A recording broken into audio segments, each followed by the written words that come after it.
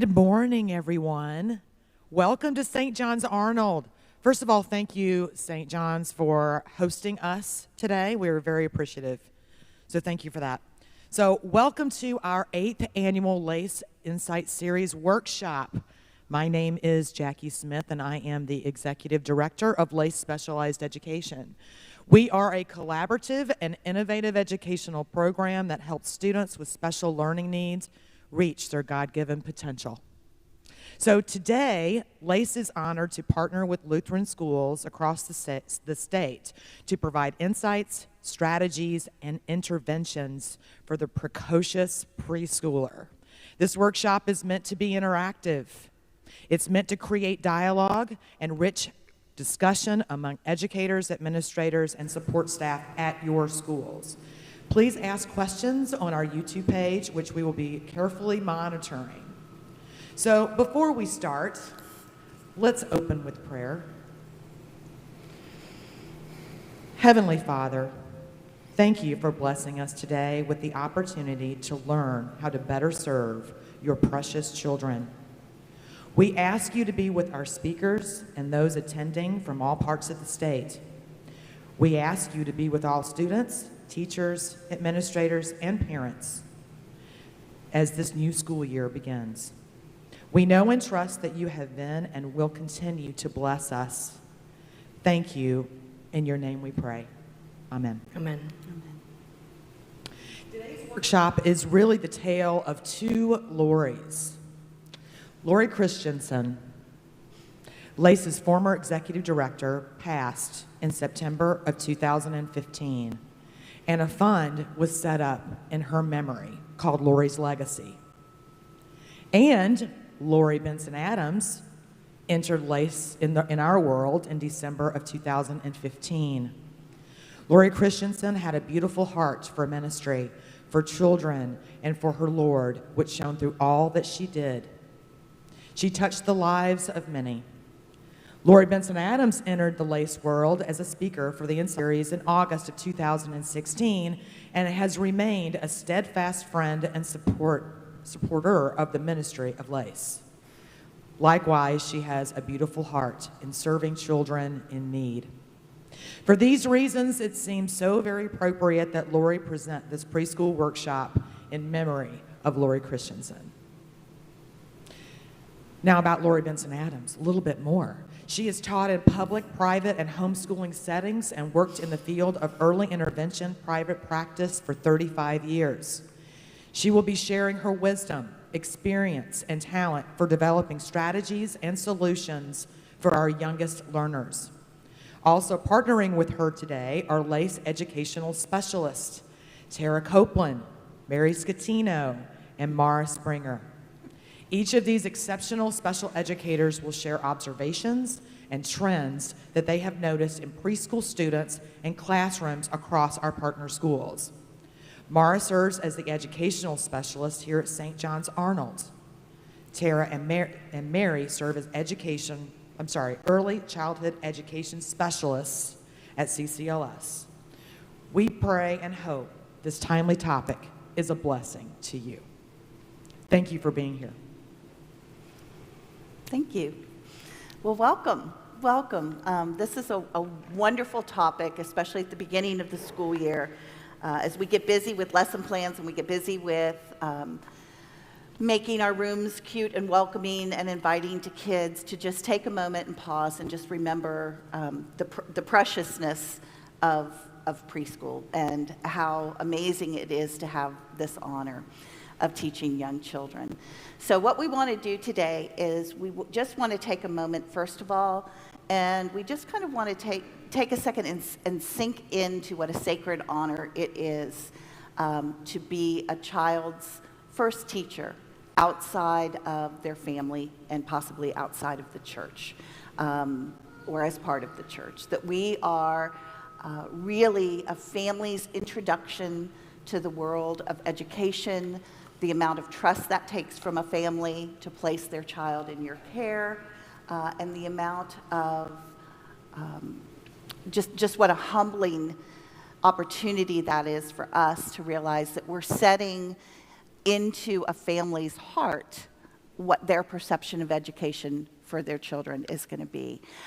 So we want to take just a moment and recognize that. We want to talk a little bit about development and differences in development. The younger a child is, kind of the wider the developmental ranges are.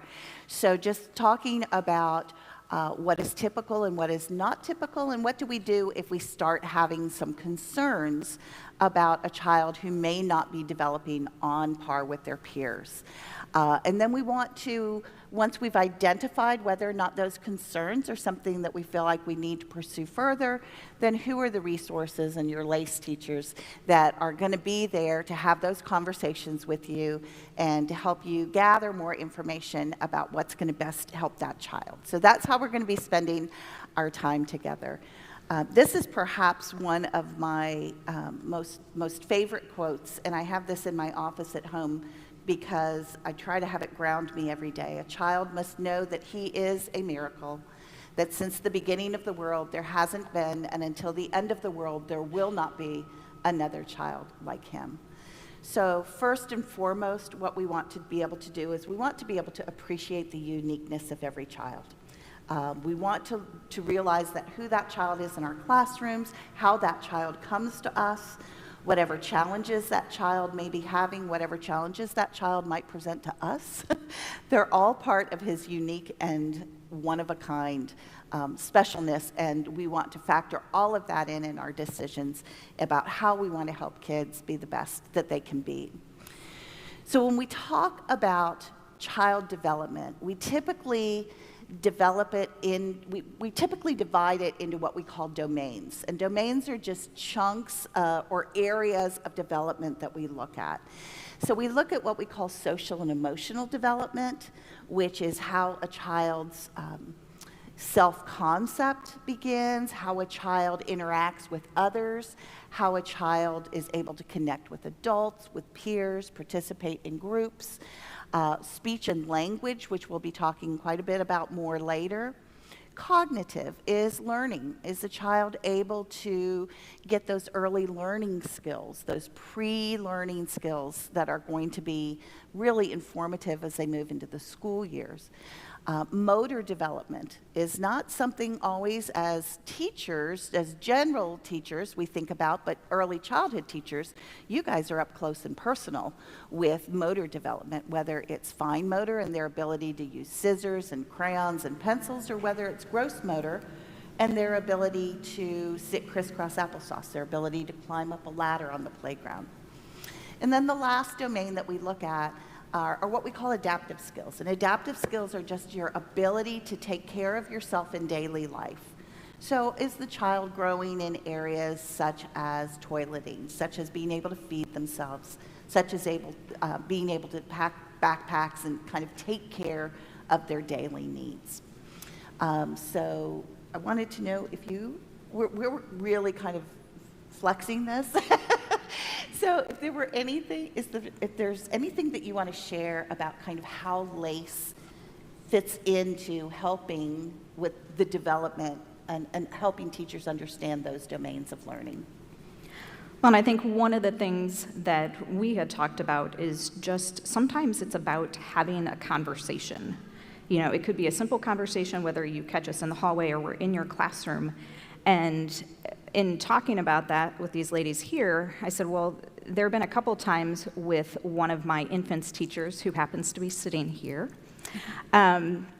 And we just had a conversation about a couple kiddos. One, it had to do with just not liking tummy time, you know, and we just talked about it. And then it was like, you know, a week or so later, it's like, well, now she's doing it. And the teacher had a conversation with the parents, and they're like, oh, well, we should do that. You know, it was a simple conversation.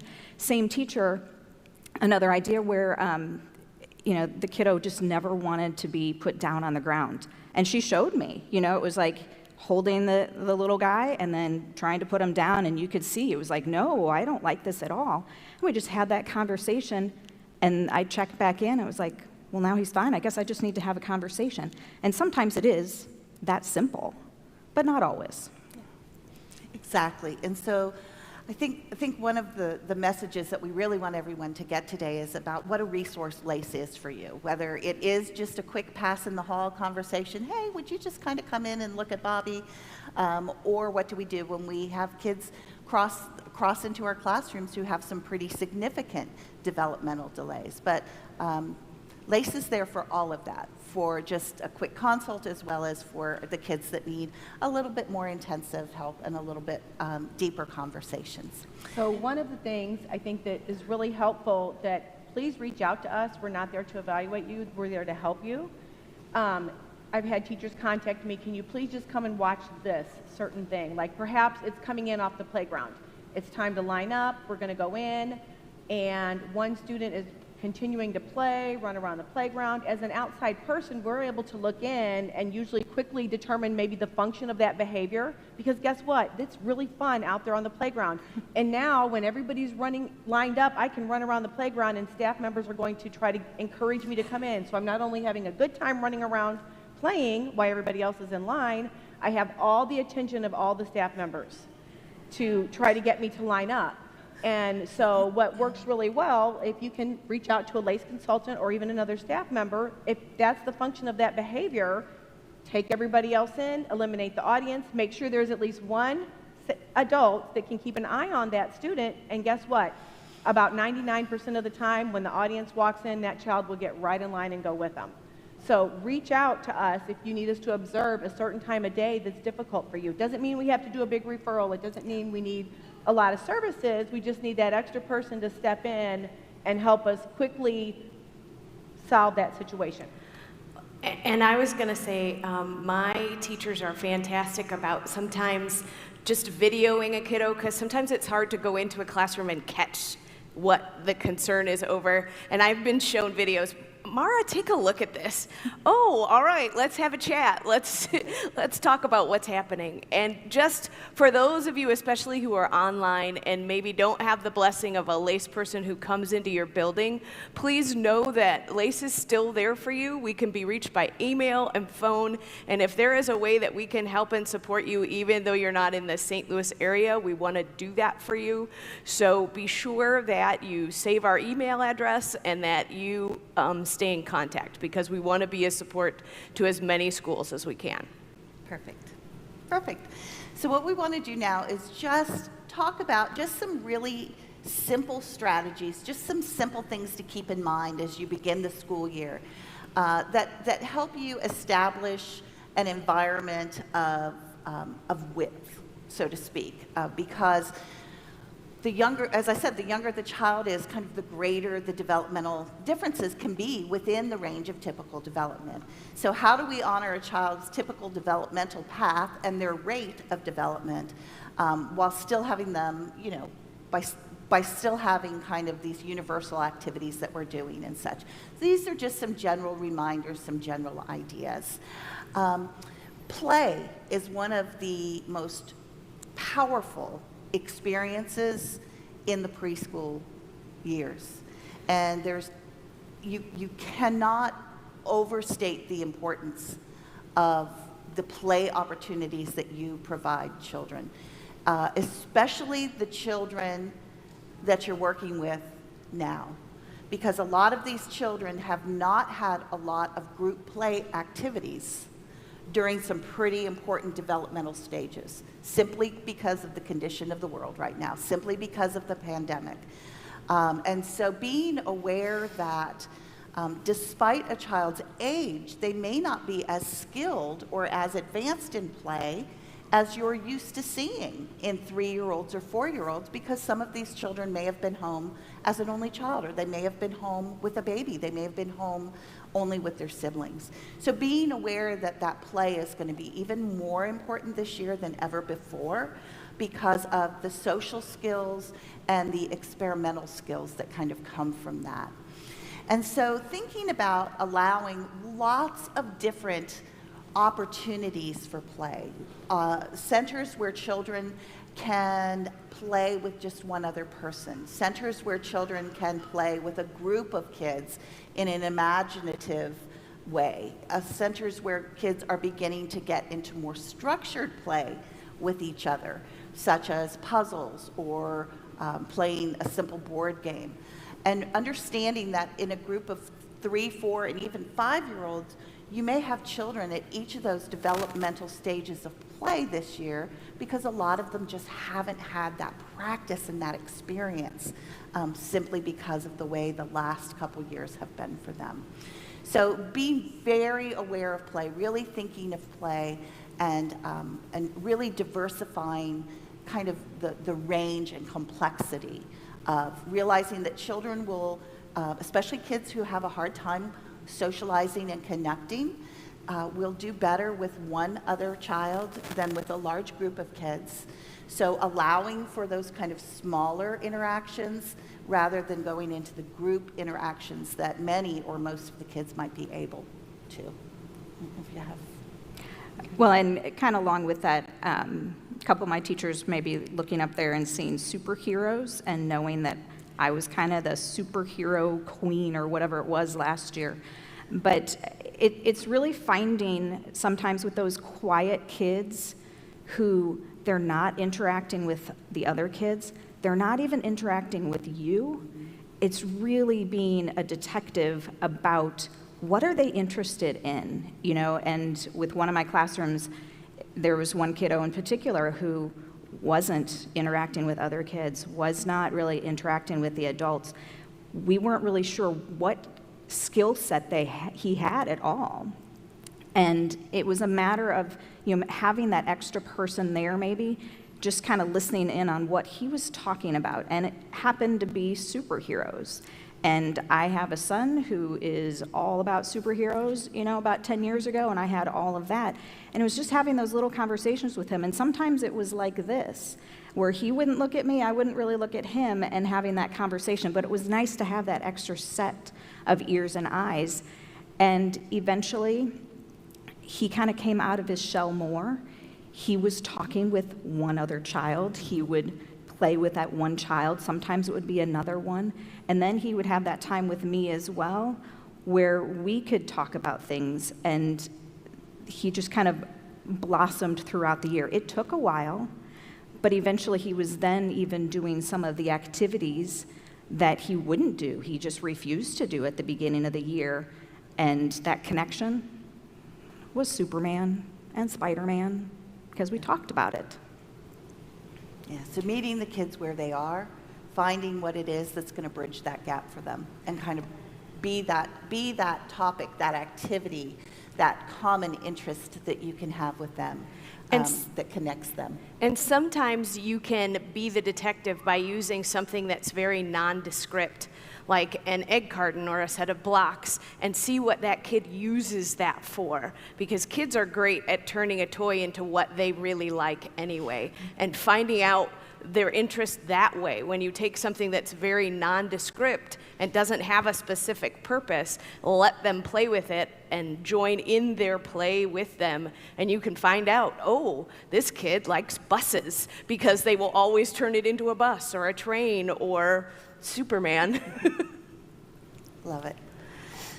Also, give kids a variety of ways to complete a task. So if you are doing a class-wide activity, like a class-wide art activity or craft activity or something along those lines, think about how many different ways can you offer kids to be able to complete the same task, right? So it may be that if you're doing a simple pumpkin activity for Thanksgiving, that for some of the kids you may have the pumpkins already cut out. For some kids you allow them to cut the pumpkins out with scissors because they're ready for that. For other kids they may try to tear around the pumpkin rather than using the scissors. It's all different developmental stages of fine motor that are being used in that craft activity, but everybody's completing the same craft activity. So you're just looking at different ways to get to the same thing. Same thing with puzzles. You know, a wonderful way to work with puzzles and a wonderful kind of frame set, just frame of reference and overall thinking, is for kids that are struggling with puzzles. They're struggling with the fine motor part of it. They're struggling with kind of the visual part of it. Start with the puzzle completed and only remove 1 or 2 pieces so that they have the bulk of the information about the puzzle is already there available for them, and they don't have to work so hard to reach a point of completion. So there might be some kiddos when you're doing a craft activity where you do just a little bit to get it started for them, so they still are able to reach completion. Because what happens is with a lot of our kids who struggle, a lot of our kids who move more slowly, a lot of our kids who may have skills that are a little bit delayed, a lot of times they don't get to finish. They don't get to finish because it takes them longer and it's harder to get to the end. So if we can kind of get into habit of sometimes starting those kids in the middle or finding a different way to get them to the middle sooner, then they get that feeling of completion. And that's a big thing to look to really factor into preschool, because that plays into how a child looks at themselves as a learner as a whole, right? So, right, the feeling good about it comes in the conclusion, in having completed the task, hanging it up, showing everybody. And so being aware of that and making sure that we have an opportunity And to do I that. think something to add to that, with some of our children, again, they spent a year at home, some of them, and so they may be a little bit nervous to even go to that craft activity. So by making it short so they can complete it, that really helps. And the other thing is letting them know that everybody's going to do one. They're all going to look different. And then something that can kind of help too is if you maybe have those students go first, because if they're going to do center time, it's really, really hard for them to go to that craft activity, which they're already nervous about doing, and they don't think they're going to be successful, and now they have to leave their favorite block area to go do that craft activity. So maybe having them start first with that, make it short, quick, successful. Oh, wow, you did it.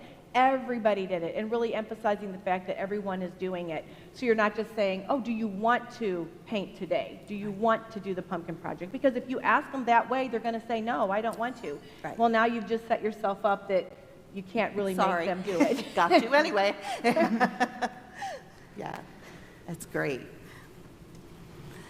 The mindset of looking at challenging behaviors as teaching opportunities and learning opportunities.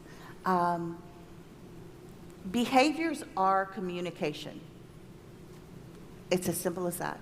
Every behavior is an effort to communicate something, whether that's a tantrum, whether that's extreme joy, whatever that may be. It is a child's way of expressing.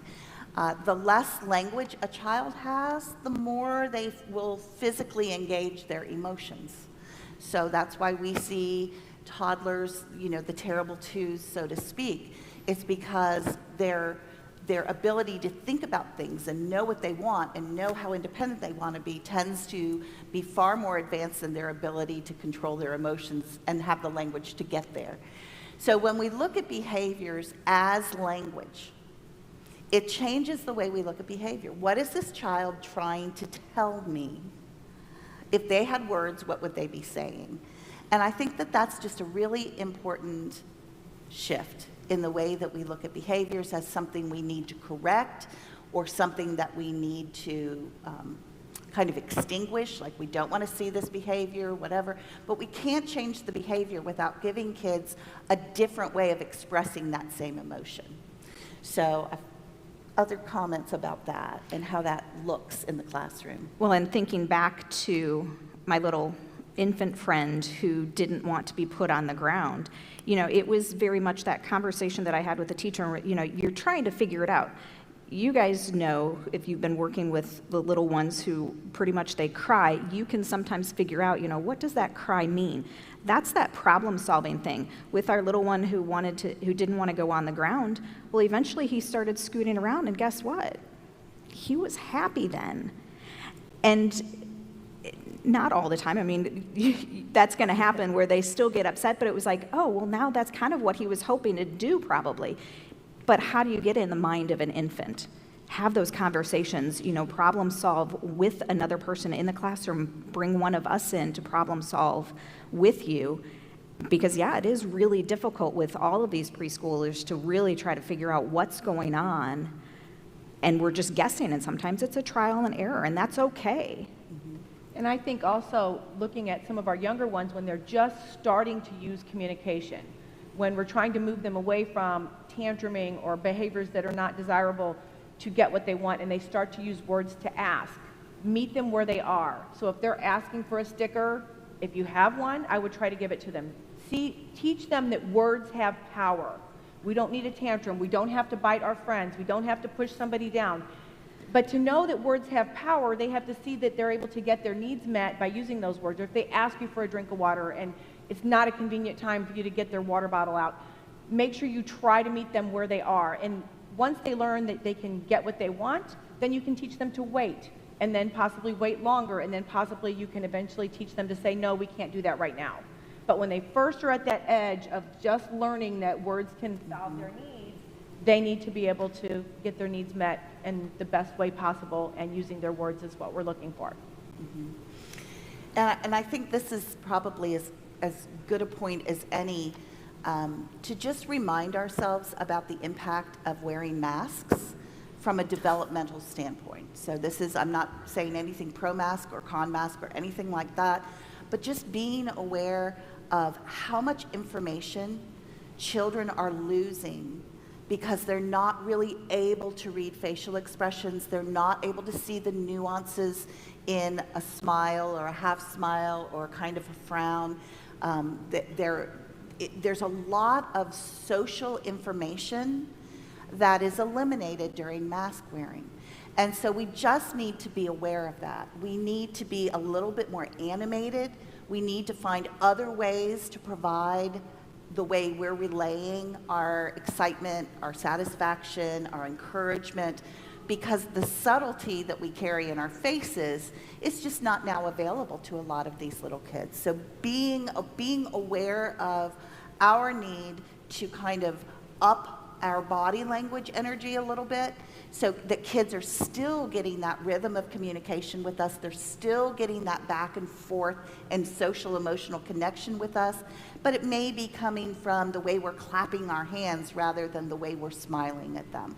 So very important to just kind of remember and factor that into the way that we're communicating and relating to kids as well. So, and this affects all of our students, not just your students that are having a difficult time. They may be perfectly fine most of the time. I walked into a 4-year-old classroom at one of my campuses, and one of the students just burst into tears. And this is not a student that I work with normally. So I was like, oh my goodness, maybe she doesn't want me to come into the classroom anymore. And I had been in her classroom the previous year, and I thought, oh my goodness, she doesn't want me in here. And then luckily the teacher asked her, what's wrong? And through all of her tears and sobbing, she said, well, Miss Mary, I can't tell if you're smiling. And it just broke my heart. And so I instantly animated my smile. Look, now I'm not smiling. Now I am smiling, and showed her that I was happy. So I guess she was so used to me entering the room with a smile, and that was the first time I had entered her classroom that year. And it just really upset her that she couldn't tell if I was happy or sad. And so all of your students need that. That's a really powerful story, because that's a child who otherwise is doing well. Wonderfully right? well. I had not even worked with that student. Imagine if you have a child who's struggling with connecting socially, and how much connection they're losing. So finding those other ways, really getting kids to focus on your eyes. Like, this is what my eyes, like my eyes squint really tight when I'm smiling. And so teaching kids that, oh no, when you can't see my eyeballs, that means I am super happy with you. And just kind of finding different ways to share that same communication with them. It's also important, too, to communicate with parents the importance of face-to-face time with them, because most of us are having to mask some or all of the time, because for proper speech and language development, they need face-to-face interaction. They need to see what that mouth looks like when it's moving. That's what helps them best learn how to make those speech sounds. And we can do it to a limited extent at school, but we're much more limited than we were 20 months ago. And so making sure that we communicate with parents that you need to spend time face to face with your child to help them learn words, reading books and having little conversations, all of those things are really, really important. Right. And so a lot of times young children, they co-regulate with our emotions, right? So we've all had that experience where a child falls and then the first thing they do is look at you and decide if they should cry or not, right? Well, think about how much of that information, how much of that co-regulating information is not available now. So what are the different ways that we can kind of compensate that? What are the ways we can work around that and find, maybe upping the volume of our language or being a little bit more animated or whatever that may be. But being aware of that, being aware of looking at behavior as communication, and looking at a negative, so-called negative behavior, if you want to call it that, as a conversation. It's the beginning of a conversation with a child. They're trying to express something to you. You're going to try to figure out what that is. You're going to respond. They're going to respond. And it's really looking at it as that dance back and forth, rather than this child's doing this, we need to make it stop so we can get back over here. Just if you think about it as behavior as a conversation, then you kind of get into that dance with that child a little bit more, and that's how they grow. That's how they grow and learn and figure out what to do with all of it. You want to go through this one? You want me to go through this one? You want to start or you want me to start? You can go. Okay. This is one of the things that we, well, I know Mary and I talked with the CCLS staff about this, I guess, February, before everything shut down and everything, is just that visual schedule. Obviously, these kiddos, well, some of them actually might be reading, but majority of them aren't, and so having visual things on the wall, even, I don't know so much about the infants, if you need to have a visual schedule or whatever, but obviously having visual things around the room always helps, but a visual schedule starting at age 1 is fantastic. You can talk about it. It's a great language point. And then along with that is having those visual rules as well. These visual rules, it's so much easier to, it's like, oh, can we all look like this right now? We're all supposed to be standing like this. Okay, can we stand like this? Oh, we're standing like this. So that doesn't look right. Let's all stand like this so they can have that visual thing for them. Sorry if I messed up the camera on that one. I wasn't supposed to stand, but I'm visual also. But you don't have to have it be like this long list of rules, okay? So I want you to show me, audience here, how many rules did God give us? 10, right? The 10 what? 10 commandments, right? God gave us those rules, right? Now, if you see a sign out on the road and you didn't read what the rules were or the words were on there, but it has a 5 and a 5, how fast are you supposed to go?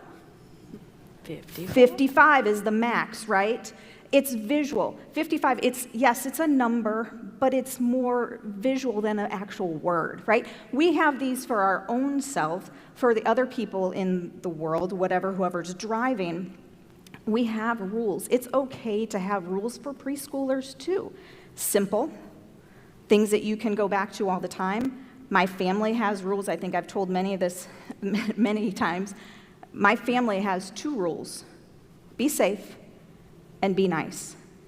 And it's applied for a really, really long time, even to this age where they're teenagers, because they sass back to me, and it's like, oh, well, that wasn't really nice.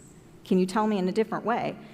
Drives my daughter bonkers, but still, it's that, very simple rule that makes sense.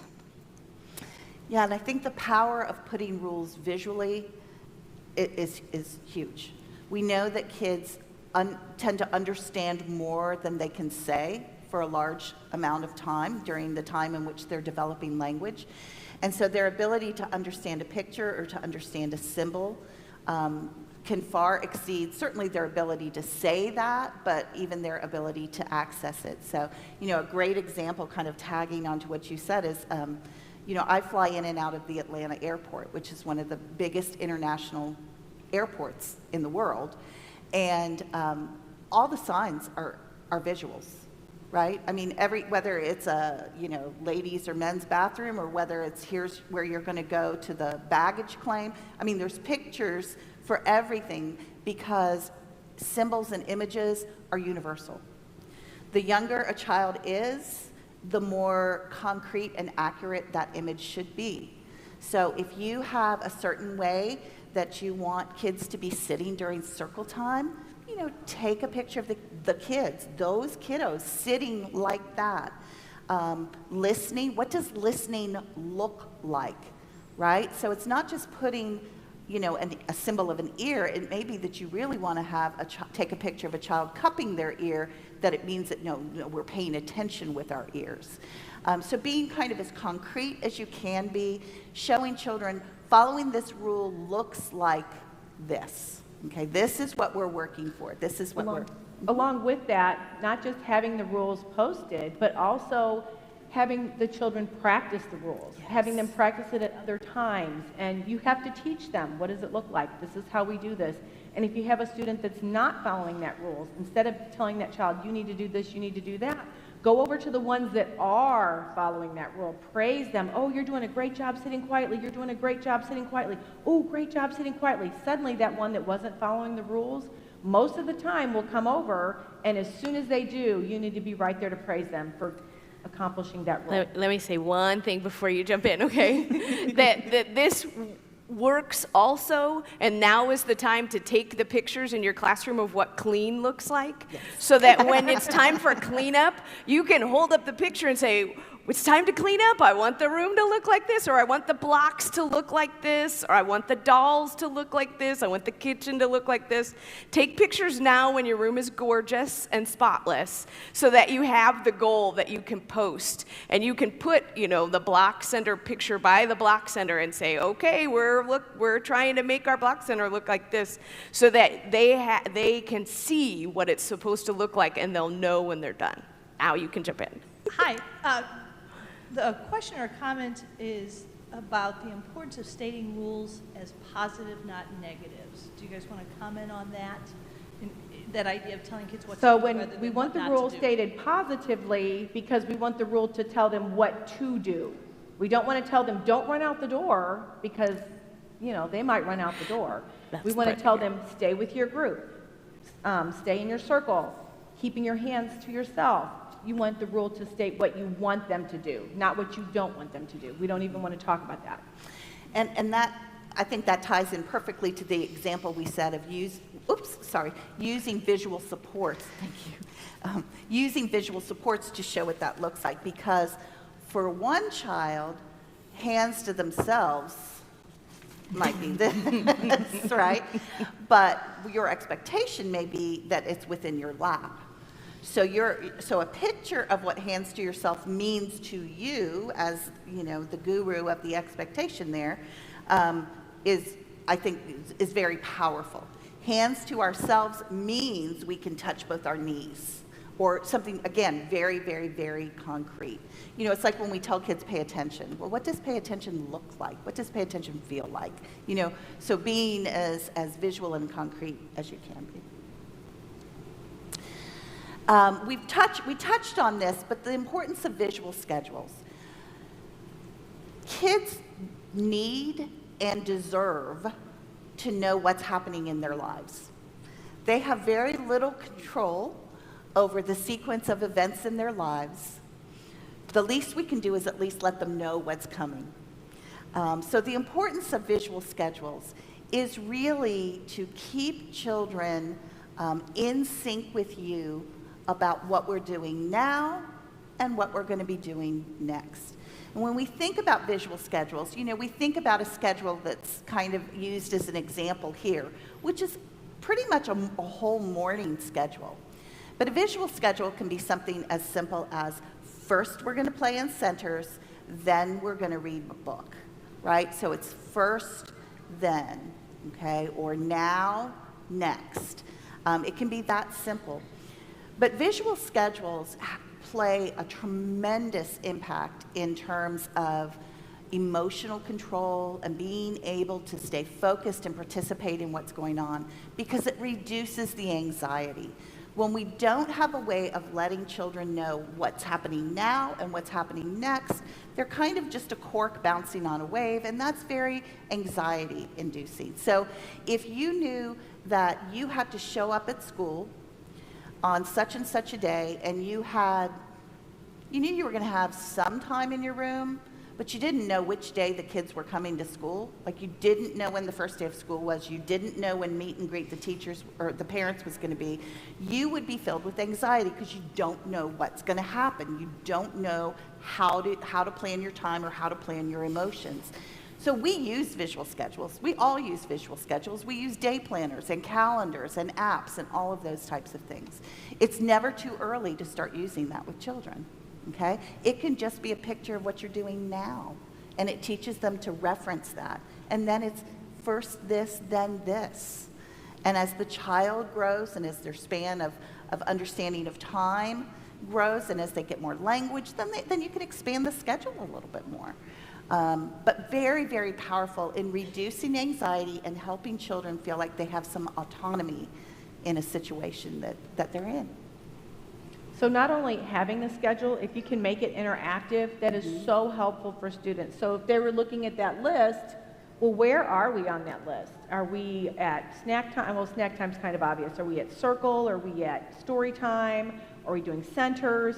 So if you can, by any way, make that schedule interactive, and not only for the students, for all the staff members in that classroom. So when I walk into a classroom, it's nice for me to know that, Jesus time is getting ready to start. Maybe I don't want to pull my student just yet.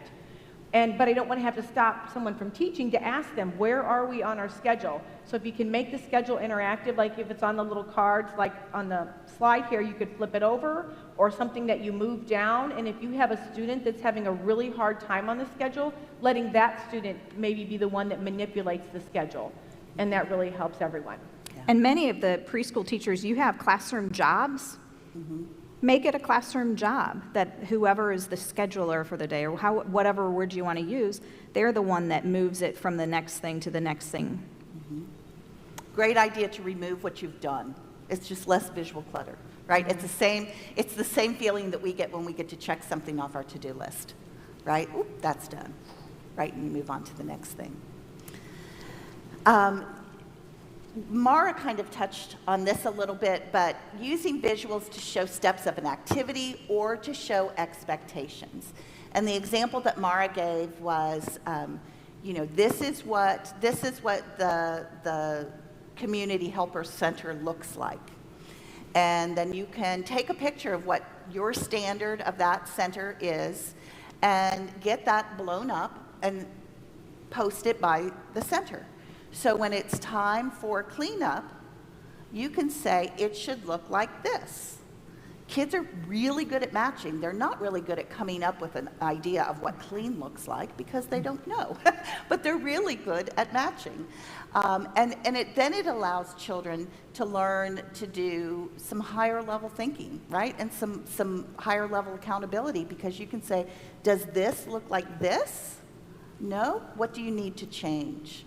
Right? That's really powerful thinking there. That is a lot of problem solving on a child's perspective. And same thing with activities. You may have, again, let's use a pumpkin craft activity as an example. And so you may have almost a visual, it's like a recipe, right? It's like putting something together from IKEA. This is what the first step of the craft project looks like. This is what it looks like once you've torn out the pumpkin. This is what it looks like when you add the stem. This is what it looks like when you add the eyes. And then this is what it looks like when you write your name on it.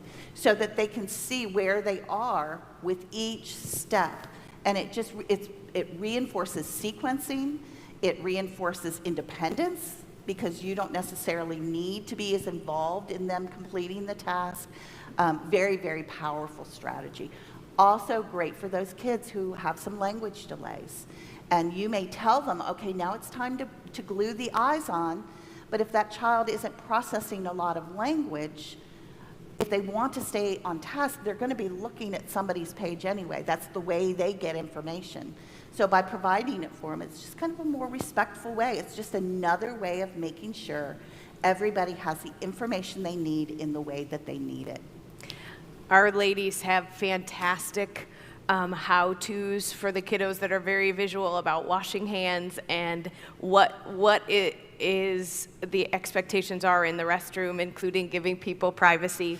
And so those kinds of things where there are steps to follow, it's really great for them to have a visual. And thinking about infants again, too, your itty-bitty ones, that are 6 and 8 weeks old, they're not going to necessarily have all that and understand all that. But as they get older throughout the growth that happens with those itty-bitty ones from the beginning of the school year to the end when they're almost 1 or they just, get past their first birthday, it's a great language piece, too, to have, okay, so this is the book center. So down there, I'm going to have a picture of books. And so when you're talking to them about cleaning up, because you're probably going to be cleaning up, or maybe eventually they're going to be handing you a book, you'll be like, oh, this is where the book, so you're right, that's a book. Thanks so much for helping clean up. It's a language point. It's visual right there. They're hearing it. They're seeing it at the same time, which is great. Yes. We have a comment from one of our viewers that says, visual schedules should be in different locations in the classroom. The schedules can be part of every activity. Children really like having schedules of their own as well. Great point. Great point. Kids having schedules of their own, especially if you have a child who may have a schedule that's a little bit different than the rest of the class. So maybe there's a time when they go see Miss Sue, the speech therapist, or maybe there's a time when they have a special event that they do, and building that in so they realize that that's a valuable part of their day as well, even though not everybody else does it. That's what happens for them. So those are just kind of some general strategies to just build developmental appropriateness and allow for a wide range of developmental skills within a general classroom. But what do we do when we've set up our classrooms and we're very mindful and conscious of this, and we're still starting to see a child not catching on, that they're still showing some lags and drags in different areas? So what are some red flags? When should we be a little bit alert about what's going on? So I don't know, I'm kind of putting you on the spot, but can you talk a little bit about infancy? Or do you want me to come back to you? Come back to that one. Let's jump to So that. let's start with, let's kind of start with our 3-year-olds. And I apologize because, oh, well, there you go. There's no slide there. So let's talk about our 3-year-olds. And just some things to be looking for, that if you see these things, these should make you go, okay, these are things that you should start thinking, okay, I need to look at this a little bit more, I need to follow this a little bit more.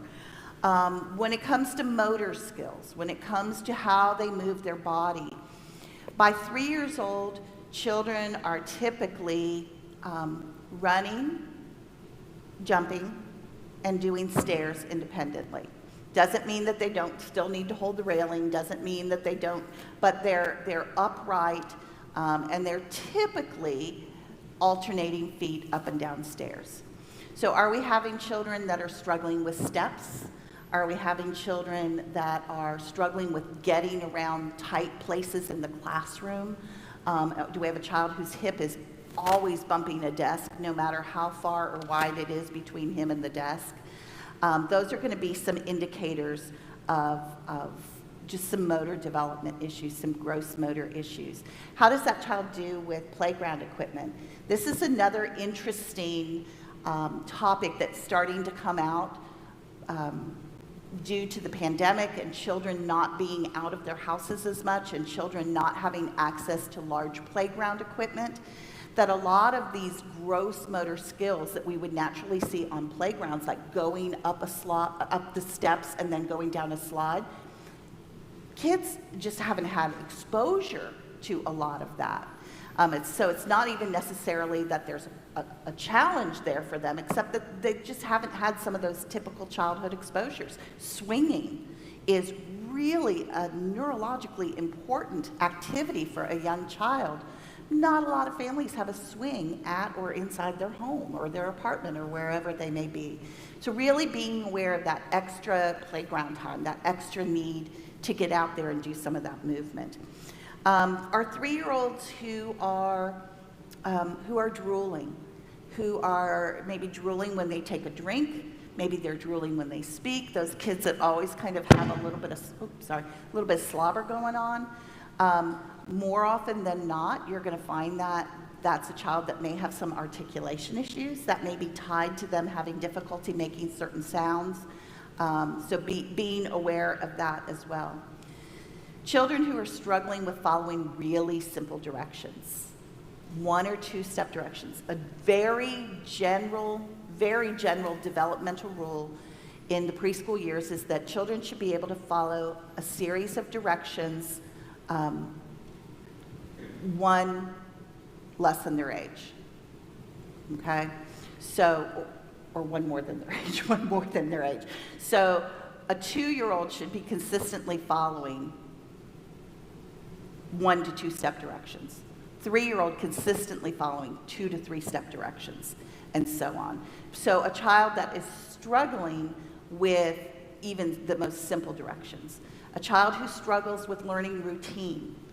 Every morning they come in and you have the same morning routine, the same way to hang up the backpack, and those types of things. They really are struggling. Everything seems to be a surprise. It's kind of like Groundhog Day. They're not getting to that automaticity of that.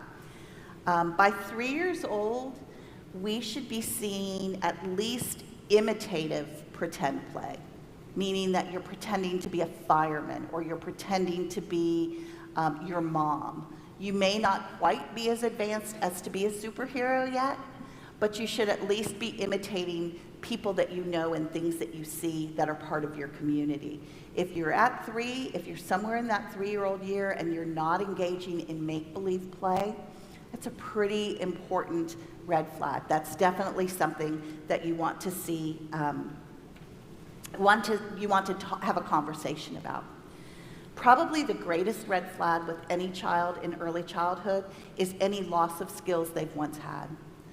That is perhaps one of the most important things to immediately address. You had a child who was speaking who stopped speaking. You had a child who was crawling and now isn't crawling anymore. Any loss of a skill that they had mastered really needs to be addressed immediately. We want to have that looked at immediately. Anything for our 3-year-olds? Okay. So our 4-year-olds, for 4-year-olds, really one of the areas that we're shifting more to, if we think about 3 as kind of language and whole body, 4-year-old is moving a little bit more into brain and hands, okay? So now we're really starting those early learning skills. You know, we're getting into all the colors, all the days of the week. We're getting into more and more of that. We're starting to see kids with more fine motor tasks to do at 4. So whether it's coloring, scribbling, early writing, cutting with scissors, and when there's a little bit of that lag there, okay? And again, huge developmental arc, but even when kids have had exposure to it, they're just still really struggling with it. Again, from a social perspective, children at this age who are still strongly preferring to play alone, part of that can be temperament and personality, but there's a difference between a preference and an ability, right? You may prefer to be a solitary player, but do you have the ability to play with a friend if the situation invites that or the situation asks that of you? So do we have the ability to engage and make believe games? By 4 years old, they should be out on the playground making rules as they run, right? That's usually part of kind of what's happening at that age. And they're really learning to be more independent. They're learning how to bounce ideas off of each other. They're learning that their ideas aren't always the ones that we do, which is sometimes hard for even us as adults. We should be starting to see kids pretty much having mastered most pronouns at this point, which is interesting. That's a pretty young age to be doing that. But if you have a child that's still saying he instead of I, you know, some of that is just again, red flags. And at 4 years old, should very standardly be able to follow a simple 3-step direction. Okay, I want you to hang up your backpack, put your lunch on the counter, and have a seat on the floor. Okay, so boom, boom, boom. And especially if it's a familiar sequence of directions, that should be pretty much mastered by that point. So what you're looking for now are those kids that can do the first one and then they get lost, or they go straight and sit on the floor, right? They kind of lose the one in the middle. They kind of lose the value of that whole sequence. And then for our 5-year-olds, that's a really bad slide. It looked really good when I was putting it together. I love colors, but they don't show up on slides. 5 years old. 5-year-olds are now really experiencing and pretty typically able to handle a wide range of emotions. They're pretty able to understand the difference between being sad and being mad. So kids that are still pretty limited in their emotional vocabulary, children who by 5 we tend to have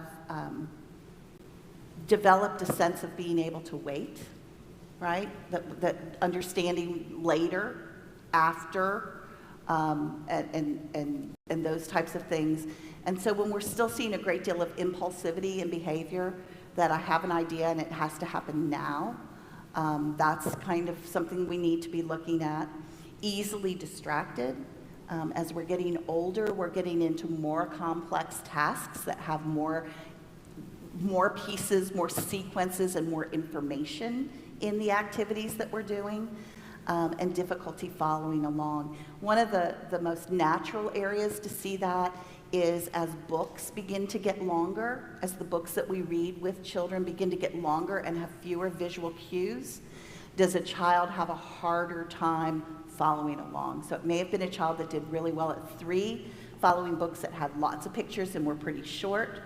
But by 5, when you're moving to a book that has a much longer story and has only a couple pictures in the book, it's much harder for them to attend. It's much harder for them to absorb that much language. Drawing at this point, early writing skills, and so on. So some red flags that you all would.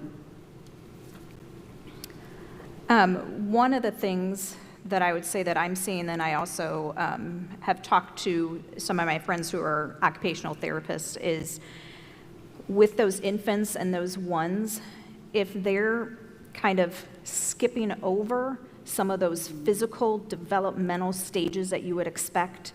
So, you know, my infants teachers, you guys are awesome. You know how important tummy time is. Moms and dads don't always know that. But what we're seeing is when the kids are older, if they didn't have a lot of that tummy time, and maybe they went from, you know, sitting up to just running and they didn't do the crawling, they're missing out on some of the development of their abdominal muscles and everything. And we see it when they're 3 and 4 and 5, that they have a hard time with some of that fine motor stuff.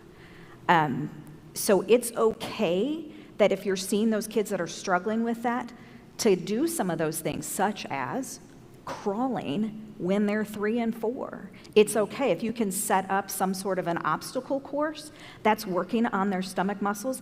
If they have to even army crawl, think about if you go army crawl right now, and tomorrow, where are you going to feel it, right? That's the muscle that they need to work on as well. So get down and do that if you can. Or set up the obstacle course for them where they have to do some of those things. If it's play, a lot of times they're going to want to do it and they won't even know that they're working on some of those things that we really need them to have as 3, 4, and 5-year-olds. Well, and just to tag onto that, and to reinforce that tummy time at any age. I mean, so we're not just talking about tummy time for infants even, but just having a preschooler read a book while laying on their tummy.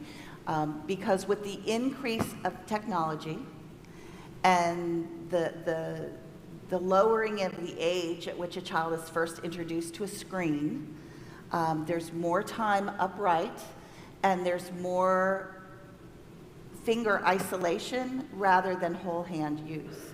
And so not only is that tummy time and that time on your hands essential for your core strength, which is your posture, your stability, your breathing, but it is the only time in natural development where you are applying pressure to your whole hand and arm. And that's essential for advanced fine motor skills. So there's a lot of developmental reasons why we don't want to necessarily skip some of these things. And we did them naturally in generations before, but there's new ways of entertaining kids now that have them in some positions that doesn't facilitate development quite as well. Same with like the W sit. It can be damaging to their knees, even though they're so young and they're so flexible and everything, but you'll see it years down the road. Even like in elementary school, if they're constantly sitting like that, that can be damaging to them, and we don't want that to happen. And I would say probably for our 3 and 4-year-olds, one of the greatest red flags is an inability to learn words to a familiar song. That is a real indicator in early childhood of some challenges. So if every morning you sing a good morning song and they're not learning the words to that, they're not getting the words of Wheels on the Bus or songs that you sing all the time, that's a sequencing issue, that's a language issue. That is one of the earliest indicators of potential reading challenges because of the auditory sequencing involved. So that's a big one as well. Or if the words in the song are real words and their words are nonsense words, and that doesn't start to self-correct. I had a little friend who sang "Ba ba black sheep, henny manny wool." And it was really cute, but eventually you want that to turn into "have you any wool?" And if it doesn't, that auditory processing may be part of the problem. Yeah. Oh, sorry. Just a couple ways that you can track growth. I'm sure most schools have some type of way of communicating with parents. These are the things your child's doing. This is, not necessarily how well you're doing it, but these are the things that your child is able to do independently with support, just whatever different way you have of tracking that. There are a couple of really good trackers, developmental trackers online. One is through the CDC. There is a milestone tracker app by the CDC that's just a really good, quick reference for you. At 18 months, you should be doing blah. At 22 months, you should be doing blah. Pretty good. There's also wonderful, and I don't have this on the slide, but there are wonderful resources. If you just Google Harvard Early Childhood, there are spectacular resources there. Most people are not aware that Harvard has one of the strongest early childhood child development programs in the country. And they have all sorts of learning modules for parents, wonderful, and Vanderbilt as well. Vanderbilt is another wonderful resource for early childhood development, professional development, and so on. So those are some great resources for you, just to do a quick, I don't know, is this typical, is this not typical? If you're questioning whether something's typical, then you need to check it out. Always trust your gut, right? Your gut's always right. As teachers, we have great intuition. As moms, we have great intuition. So if you're feeling like something might not be right, it's definitely worth checking out. And notice the use of the word typical. It scares parents if you say normal. Oh. Use the word typical. This isn't what we typically see, and that's okay. And that's where we can come in as LACE staff that if you're kind of nervous, I mean, it's understandable, you know, going and talking to a parent because you're concerned about their child. Yeah, that can be very scary. That's where we can come in and help too. We can talk about how should we say this, what can we say, and that kind of leads into this other thing too, where you have the Oreo. Perfect segue. How do we approach families? Okay, this is perhaps the most important part of today, is when we feel like there might be something that needs to be looked at, how do we approach families? And I kind of like the Oreo analogy. This is what your child's doing really well. These are the areas that have a few concerns on, and then this is what your child's doing really, really well. You know, I love his kind heart. I love his, because we're all geared to kind of go to the worst. You know, as a parent, if somebody's approaching you that something's not just perfect with your child, that's pretty much the only thing you're going to hear. So we can at least try to buffer that with authentic strengths of that child. You know, he may be just a super friend. He may be just, you know, always first in line, you know, whatever it is. But that first approach to parents is really very powerful and must be done intentionally and prayerfully. For some of our families, you may be the first and only person who will ever approach them about something that you see in their child, as probably was the case with your little guy in tummy time, right? For many of our families, you may be the first of many that will be talking to them about some challenges for their child. You may be the first of a lifetime of professionals. And you really, the tone in which that is done sets a lifelong pattern of how that parent feels about working with other professionals, how that parent feels in terms of trusting other professionals. And you know, it is a very humbling responsibility. Don't ever encourage you to do it alone. If you have a concern significant enough that you think you need to talk to a parent about it, other than just in passing, you might want to practice with crayons a little bit more. It really should occur after you've sought some feedback and some attempts and so on. So I'm kind of going to pass this to you all at this point, because this is, you know, how and being aware of how parents respond. You may have parents coming to you about things that you think are just fine. You may see some really significant challenges for a child that a parent chooses to ignore. Please don't stand in judgment of a parent's response to a challenge in their child. Sometimes it will take, you know, I worked in early intervention and special needs preschool for a lot of years, and sometimes it's 3rd or 4th grade before a parent can really settle into the reality of what's going on and the reality of some of their child's struggles. So be respectful of whatever way a family chooses. Try to not stand in judgment of a family's response to a concern, and try to respect a family's concern even if you don't think there is one, right? Even if you don't necessarily sense that that's, you know, find a way to be validating of that in a way that respects the fact that they're concerned and that's what matters.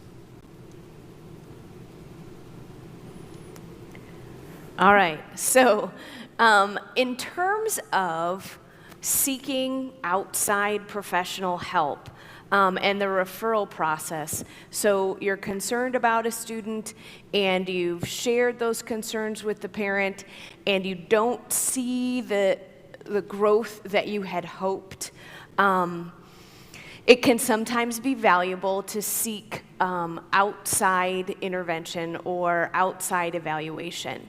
In the St. Louis area, and I know in this room I'm probably preaching to the choir, but just for those of you folks out there in the greater St. Louis area, you need to contact the school district within the residence, not where your school is.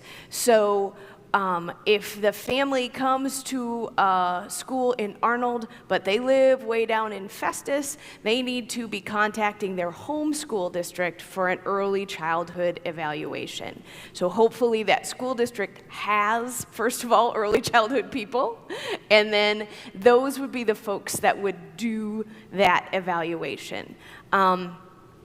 And I know for us at St. John's, if a child then is found to be a young child with a developmental delay or some other kind of speech and language needs, those folks, unlike school age, are often allowed to come onto your school property and provide therapy there. I will say this, though. Be persistent in seeking help, especially if you have concerns and you don't see the growth you want. Because sometimes the screening tool that is used just doesn't catch all of the things that there are concerns for. And if you are continuing to have concerns, you can talk to us at LACE. You can contact some other outside agencies to look for other places for referral. Hospitals, universities, charitable organizations like Scottish Rite. We had a little girl at St. John's who we knew there was something not right with the way she was using language, but she's passed speech screenings. Parents took her a couple of different times to try and have that evaluation, and they didn't. She just kind of fell through the cracks. But then working with one of LACE's speech therapists, we were able to find a hospital that would take a better look and get her some of the therapy that she needed. So, and I'm not saying that that's always the case, but be willing to be persistent. If they fall through the cracks of an early childhood screening from your local public school district, that doesn't mean that there's no problem. The other piece of advice I would give before I pass it to the experts is to document. So when you have concerns, if you can, just even a descriptive couple of sentences of what you're concerned about, and then how often, and dates of times when you've met with parents, because that will help. If you do find an evaluator who will work with you, that will help you answer their questions, and that will give you evidence to talk to parents and say, well, we saw this when they were 2, and we saw this when they were 3, and we're still seeing it when they're 4. So, they're not growing out of it, because while pediatricians are wonderful people, they don't always see kiddos the same way, and we get a lot of that, oh, it's typical for little boys to do that. Yeah, he's just boy being a boy. Well, but if there's no growth in that area at all, and the same thing that happened when they were 2 is still happening when they're 4.5 and getting ready for kindergarten, it may be time to talk to somebody else besides just your pediatrician. To kind of go along with that, I think that sometimes you do need to check that box, because a lot of people will ask, well, have parents talk to the pediatrician? So check that box. That's part of the documenting. With the little ones, the babies and the ones, the pediatrician might be the first person that they talk to, because you're seeing more of the physical development rather than some of the behavioral stuff and things like that. So that's always a good person to talk to, so you can check that off. And then with the littles also, you could be looking at a possible referral to First Steps in this area. You could be looking into parents as teachers. Not all school districts will have parents as teachers, but parents as teachers does cover the littles, the infants, all the way through. There's kind of there's a shift right at age 3, which many of you are aware of. But that's why I come to my teachers all the time and say, okay, what school district do they live in? What's their zip code? What's their address? So I can look it up, because many of the Lutheran schools, you'll have kiddos coming from all over the place, and it's all different school districts. And that's where we come into play also. So you're not going, okay, what school district is that and who's that contact person? Come to us and we'll do all that research so we can come to a meeting if you want and say, here's the school district, because it's nice to just have that piece of paper where you're like, okay, the parents don't have to start from scratch. They've done some of the help that we might need, so it makes it a little bit simpler. Oh, just a little bit about speech. So in Missouri, the Missouri DESE and all those people in the state, in their infinite wisdom, have decided that speech delays should get a year of growth after the expected age for acquiring that sound before they're addressed by speech therapists that are provided by educational services. That is true for school-age children, but it is not necessarily true for preschool if they also have other areas of concern. So if you're thinking that a kiddo for sure is way behind in speech, go for that full evaluation, because if you can get that young child with a developmental delay diagnosis, they can address speech as part of the whole package. Whereas if you're only looking at speech and you just say, I have a speech referral, if they're within that year of leeway, they won't address those needs. So it's better for early childhood to go for the full early childhood evaluation than to do a speech-only referral. And sometimes they, again, it's very difficult to qualify, but that's where, like Mara was talking about before, that there are outside agencies that parents can go to. Sometimes insurance will cover it, sometimes it won't. You know, sometimes the people will be able to come to the school, sometimes they won't. But there's so many different possibilities that to just say, I don't know what to do, and the parents go, yeah, we don't either. Let's dig a little bit more. Let's find a fit somewhere so we don't have a kiddo that is, 3, 4, 5 years old and so frustrated because nobody understands them. Well, we kind of you talked just did. about Missouri's new criteria for speech. The one thing that I will say, and I am a big advocate for giving kids time to develop, and not everybody develops at the same rate. Here's what I will say, especially about pre-kindergarten.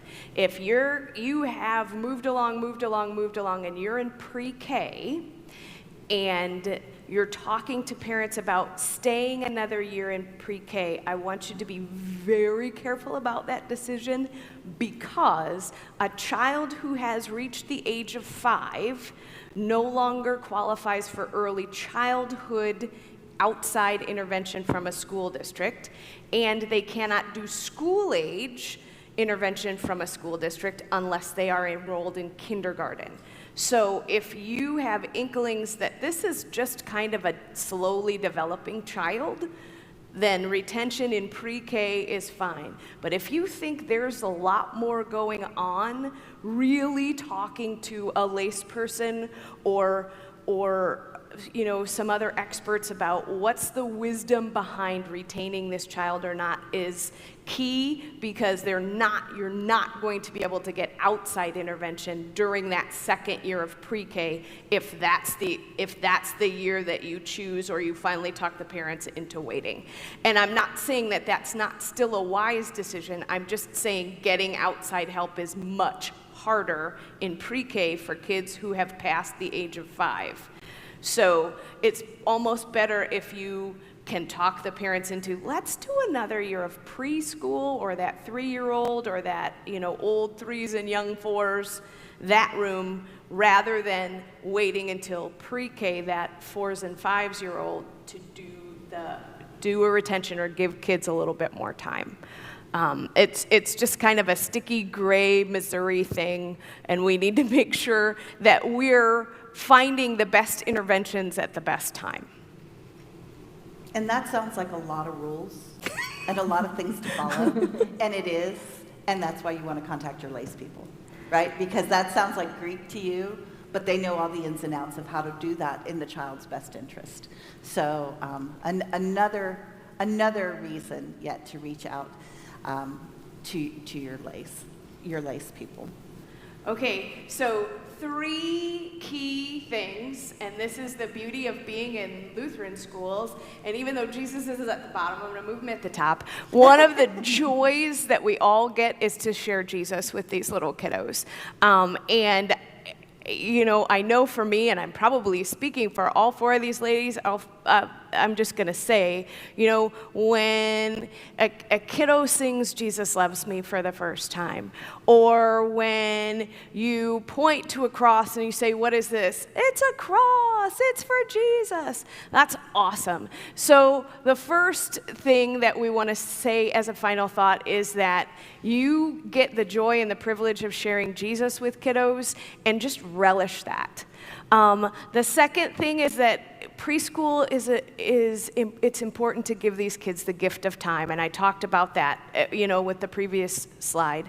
We want to give kids time because their brains are still developing, and we know that happens all the way up through age 25, but for sure, these little ones, those brains are still growing, and they're still getting their myelin and all those other fantastic things that happen.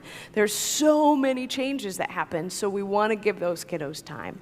And that you need to get in your mind, Johnny isn't doing this yet. But here's the progress that he's made. You know, when, you know, baby didn't like tummy time, but now he does, and we found out if one of us can get on the floor with him and make faces, then he's going to stay on his tummy for a little longer. And once we started doing that, he could push up more, and he's happier. So he wasn't doing it yet, but here is the progress that we've made. So get that word "yet" into your vocabulary. And the last thing is that all of these kiddos that are enrolled in our preschools are already getting intervention because they have fantastic experts like you. And never let anybody hear you say, I'm just a preschool teacher, because you are fantastic first steps for kids in their life of education. You're valued, you're important, and we honor you. And at that, are there any questions anywhere else, either in the audience or from afar? All right. Well, on that slide, you see a way to contact LACE if you have any general questions. Of course, if you have a fantastic LACE person in your building, you can contact us through your resource people. Also, we want you to like our Facebook page because it's pretty cool, and then that helps us to be more out there and more well-known. And if you do have any questions, we are all going to be here and stick around if you're in live and want to ask. But then you can also always contact LACE with questions. And please, please, please ask for help if you need it. Thank you so much for your time, and have an amazing and blessed year. Thank you.